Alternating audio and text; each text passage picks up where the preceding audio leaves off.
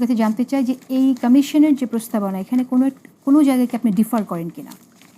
এইটার ক্ষেত্রে এটা আমাদের জন্য নতুন, মানে আমাদেরকে আর একটু দেখতে হবে। তবে যেটুকু মনে হচ্ছে এটাকে ভালো মনে হচ্ছে, তবে আরেকটু এইটার কর্মপরিধি একটু বাড়ানো উচিত। যেমন আমি বলবো যে সংবিধান সংশোধনের ক্ষেত্রে আমরা কিন্তু চাই যে সংবিধান সংশোধনীটা একটু কঠিন হয়ে যাক। মানে এত বাংলাদেশের 17টা অ্যামেন্ডমেন্ট হয়েছে, এগুলো মানে চাইলেই 2/3 বলে করা যায়।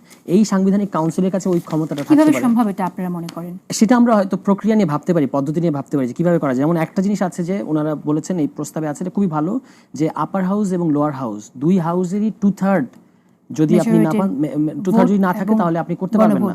এবং তারপরে আবার আপনাকে গণভোটে যেতে হবে। তো এটার ক্ষেত্রে গণভোট লাগবে কিনা, সেটা 2/3 হলেই আমি মনে করি যে দুই হাউসের যদি 2/3 হয় সেটাই যথেষ্ট।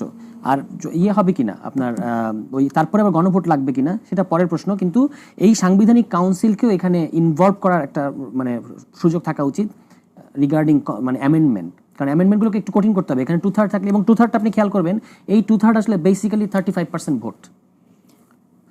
এই কারণে আমরা বলছি যে অ্যামেন্ডমেন্টগুলোকে একটু কঠিন করতে হবে, এবং অ্যামেন্ডমেন্টগুলোর কারণে বাংলাদেশ রাষ্ট্রের ক্যারেক্টার মানে রাতারাতি অনেক ধরনের ঝামেলার মধ্যে আমরা পড়েছি।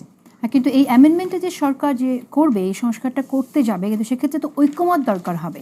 ডেফিনেটলি ঐক্যমত দরকার হবে। না হলে যে রাষ্ট্রের নাম যেটা বললেন, যেটা আসলে অ্যামেন্ডমেন্টটা কিভাবে করবেন ঐক্যমত না হলে? ঐক্যমতের ক্ষেত্রে আমাদের সবসময় মাথায় থাকে রাজনৈতিক দলগুলোর ব্যাপারে। আমরা কিন্তু ঐক্যমতটা মূলত জনগণের কাছে, মানে সংবিধানটা তো জনগণের ব্যাপার, জনগণের ইচ্ছে অভিপ্রায়ের ব্যাপার। জনগণ এটার পক্ষে আছে কিনা এটা প্রথমত দেখতে হবে। জনগণের পক্ষে থাকলে রাজনৈতিক দলগুলো এটার পেছনে আসতে পারবে।